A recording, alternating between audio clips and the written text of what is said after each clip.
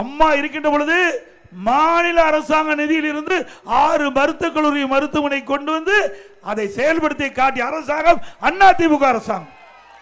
11 அரசு மருத்துவக் கல்லூரி மருத்துவமனை நான் முதலமைச்சர் அந்த காலகட்டத்தில் மத்திய அரசோடு தொடர்பு கொண்டு மத்திய அரசு மாநில அரசு இணைந்து 11 மருத்துவக் கல்லூரி திறந்தோம்.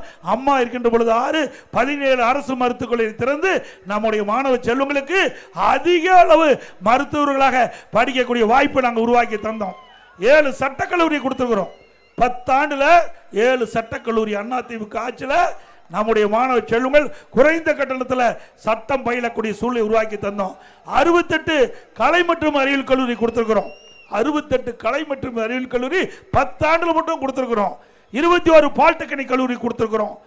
5 கால்நடை மருத்துவக் கல்லூரி ஆராய்ச்சி நிலையத்தை கொடுத்திருக்கிறோம். 4 பொறியியல் கல்லூரி, அதே போல 4 வேளாண்மை கல்லூரி, அதுக்கு ஐடி கல்லூரி, இப்படி பல பிடெக் கல்லூரி நிறைய திறந்தோம்.